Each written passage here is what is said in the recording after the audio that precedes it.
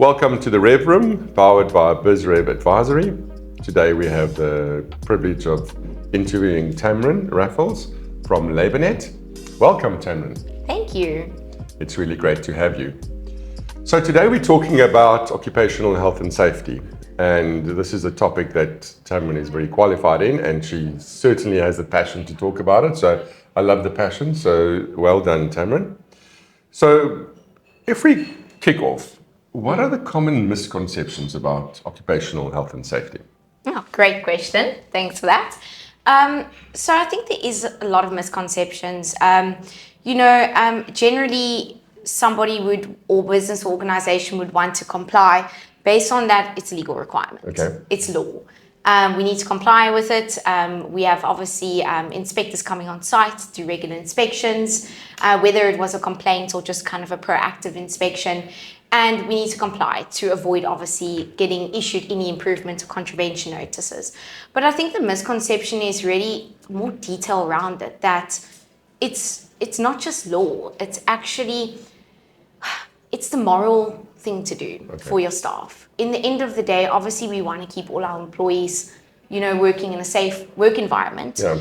And, part of the Act, it states that yes, as an employer, we need to provide a safe working environment for our employees, ensure that maintenance is done, the supervision is provided, the training, etc. But if you look from a moral standard, that's going to foster the good health and safety culture in any organization. And what I want to really iterate on is it takes a team to make that happen. For employees actually understanding what is health and safety, involving them in the risk assessment process. That is what's going to actually get you your good culture and behavior in a workplace. And that's going to contribute morally to doing the right thing. So that's the importance of it. And I think that's a misconception that, we kind of not see. Yeah. Look, we, as you know, we help to grow businesses, and so we provide all the services that make that happen. And health and safety is an area that people really most guys get a bit nervous when you talk about occupational health and safety. So, and there's a legal requirement, which is quite correct. But tell us more about the legal responsibility for the employer with regards to Section 8. I mean, what are they, every employer, I mean, they have a legal responsibility. Yeah. So we did touch a little bit about that now during the misconception. But as an employer, remember, that includes your management, your supervisory team. If I say you are the 16-1, the appointed CEO, ultimately taking responsibility, or you're the employer, that's everyone in your organization that basically gives instructions to those below them. Yeah. So essentially, everyone's responsible, and that is to provide that safe work environment. Look at practical solutions to keep people safe. Look at specific control measures, identifying those hazards and risks through the risk assessment process. Again, maintenance of equipment, plant, machinery. There's a lot. There's a lot that an employee is responsible for. But again, also keep in mind that employees have responsibilities as well. So if you go to Section 14 of the Act, it says they're still responsible for their own safety. They need to actually actively report those hazards and risks within their work area. So again, just taking overall, essentially everyone's responsible. Okay. Yeah. All right. So, and tell us a little bit about vicarious liability. Oh, vicarious liability. Of course. So that is when basically a person is held liable for the acts or omissions of another. So there's a lot of sessions and training courses your management can go on, from legal liability to exploring more courses in depth with the Occupational Health and Safety Act. And we speak a lot about vicarious liability. So an employer works through an employee, so they ruminate them to do a job, which means ultimately they're responsible for them. And the same with vicarious liability when it comes to contractors. We work through a contractor, and ultimately we are responsible for their actions within the workplace. So it is a scary thought to know that you are responsible. And we refer to a certain section, which is Section 37 of the Occupational Health and Safety Act. So this helps us in essence. So there's three things you as an employer, management or supervisory can ensure to not obviously take on that vicarious liability, but it's really to say, was that person actually acting outside their scope of authority? Was permission given? And did the employer take reasonable steps to actually put corrective actions in place? And those are ultimately things to kind of protect us against that vicarious liability. And same applies with the contractors. So essentially, we are responsible for contractors working on our premises. And typically, if they get injured on our premises and we don't have an agreement with them and we weren't compliant, we are responsible for our contractors. But if we have certain agreements in place, if we as a company are compliant, you know that that liability is obviously waived off us. Of course. So, I mean, it's very deep, and I think it's great to hear, because you often don't think anything can go wrong until it does, right? Yeah. So, what are the common mistakes or common errors or common injuries that you encounter daily? Yeah, sure. There's so many. Because we work with, a variety of clients and businesses, and the different industries, we get exposed to quite a lot. Obviously, you got your universal injuries. That's going to be your slip, trips, and falls. That's indefinite. It will happen. And then also your manual handling injuries. So musculoskeletal disorders, back strains, there could be such things, slip discs, all of those things. And it's simply actually following the incorrect technique when lifting. And to put on that, we have all these great procedures in place, and we have rules, and we have, disciplines around employees. And you get, let's say, disciplined when, let's say, we didn't follow a lockout tagout procedure. But in essence, most injuries happen from manual handling techniques, and there's also a safe operating procedure for manual handling. But we don't follow disciplinary action so strict with that. And yes, there's more, and it's consistent that we have manual handling, and the severity might be more with a lockout tagout procedure. But essentially, they're the same, and they should be disciplined the same. And that's, I think, the fault that we make, that we kind of just put the things aside that are generally happen every day. But somebody did suffer, somebody did get hurt and suffer the repercussions when that happened, and that's why that procedure was built around it. So I think we can learn from that and get a lot more disciplined in that aspect when it comes to incidents. But incidents, sure, I've seen obviously permanent disablement. I've seen a fatality, but that was more of a clientele on the premises. But we still do thorough investigations to see that where we actually had the proper procedures in place. So we have a first aid on site. Was they qualified? How long did the ambulance take to learn from the mistakes? And put those corrective actions in place. So, yeah, I think there's been a lot of injuries that I've been exposed to, You mentioned back injuries. In our industry specifically, we've often had quite a few people that hurt their back. So it's the first time I've heard of having a way to pick up a box and stuff. So that's the most simplistic, right? Exactly. Cool. So that's great. So if something happens, what's the process of someone slips and falls? What is the documented process that needs to follow after an incident? A simplistic one. Of course. So I'll try to keep it simple because there's a lot of documents involved and procedures to follow. But we have to first obviously fill in a WCL2 form. So that's your employer's report. There's a Part A and Part B to that form. Part B goes to the hospital. Part A is for our internal use. With that, it's a copy of the ID, latest pay slip, and that goes with the employee to the hospital. From that process, we've done our job for now. We got the person the medical treatment that they needed. Obviously, if it was something of a first aid, we just fill in a first aid injury register in the workplace, monitor the person for a few days. But if the person has to go to see a medical practitioner, after that process, they will receive a first medical report. That is a number 4 document that needs to come back to the company. They would most likely always go for follow-up, a progress report or their final report, which is your number 5. And once they return to work, fit for duty, that would be your resumption report, which is in number 6. But there is internal documentation that also needs to be considered. So we do have, it's called an Annexure 1 document that falls under the General Administrative Regulations. It's a basically summary of an investigation and really just to note kind of what was the causes, what corrective actions can we put in place, some of maybe comments from the Health and Safety Committee that would be basically populated on that form.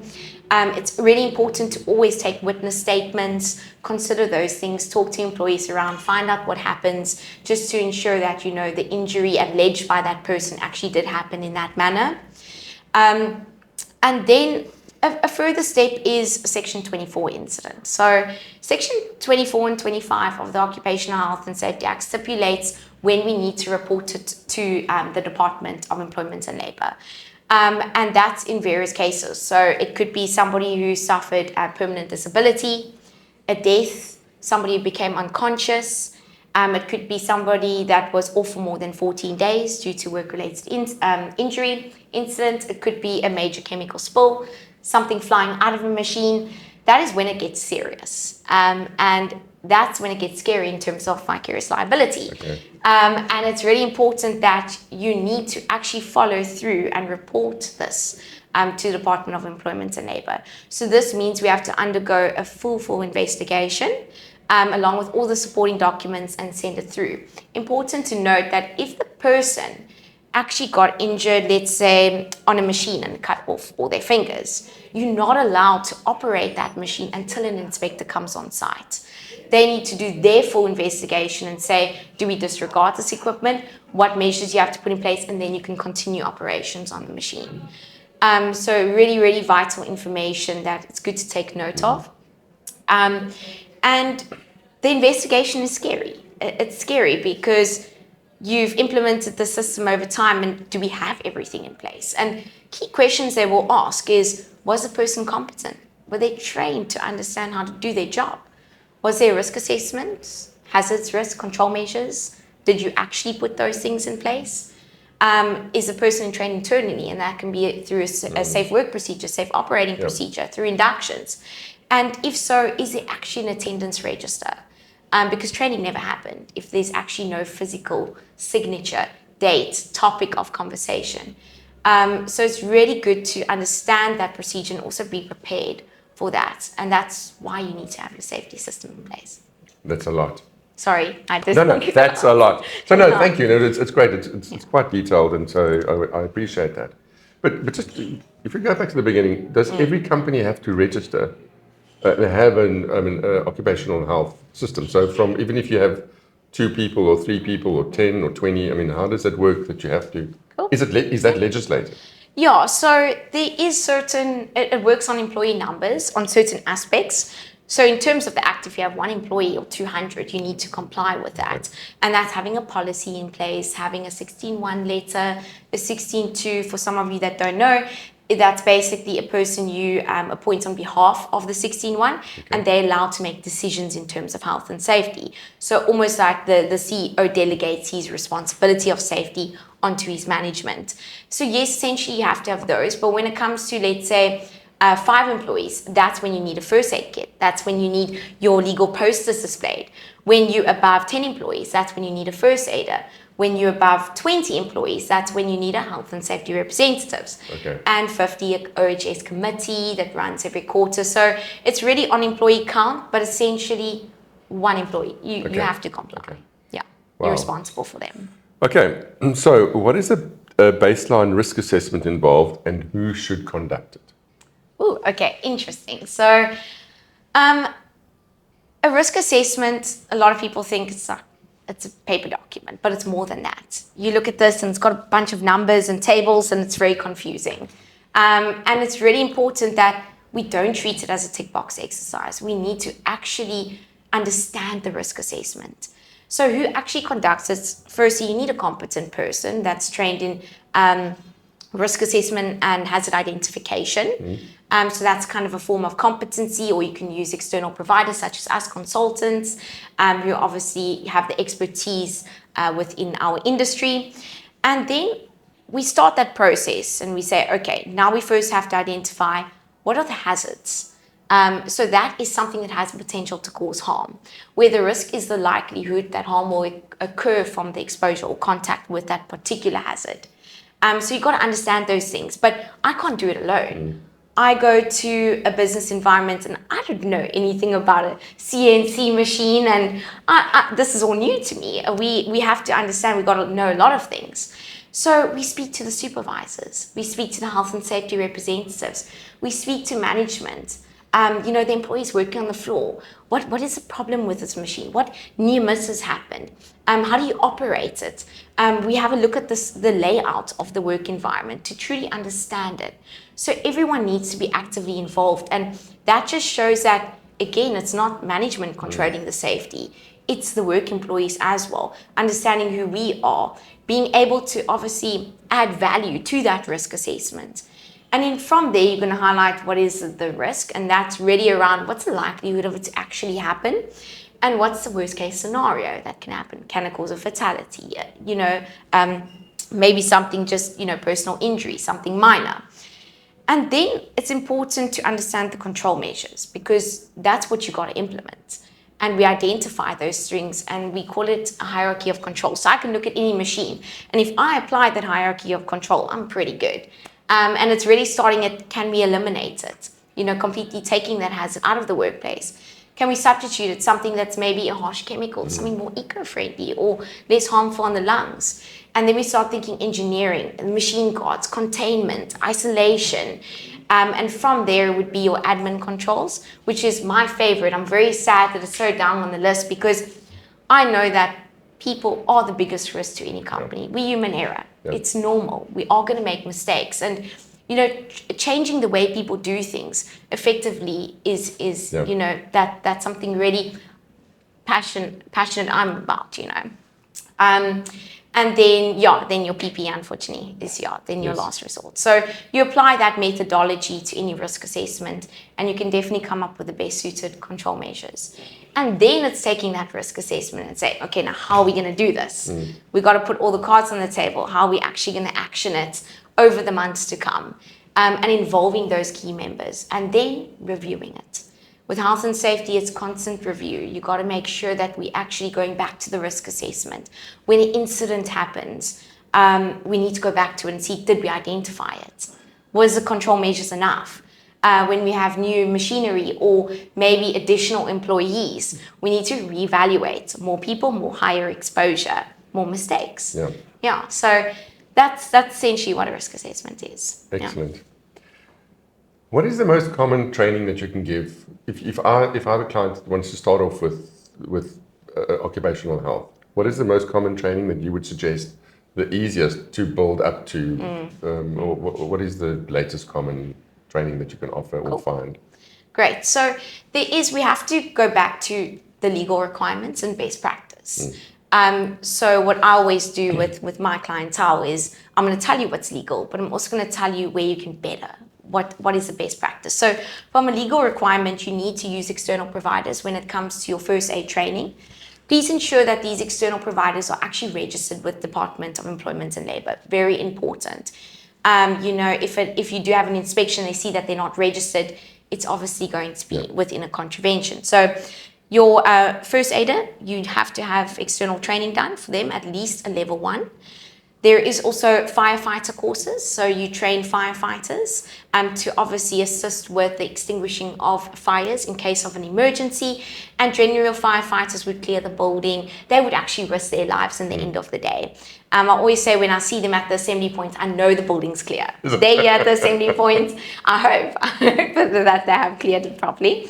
And then you also have your health and safety representatives. So that, again, remember, 20 or more employees, you need to have a trained health and safety representative. Generally, these courses, they're all external, but they are about 1 to 2 days that the individuals will have to go on the training. And then additional courses in terms of just management, or maybe we have employees that want to learn more about health and safety. So they can be part of that risk assessment process and develop and put those things together.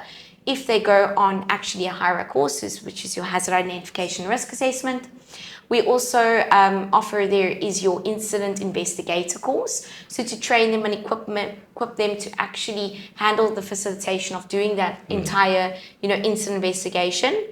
There's courses out there from evacuation marshals.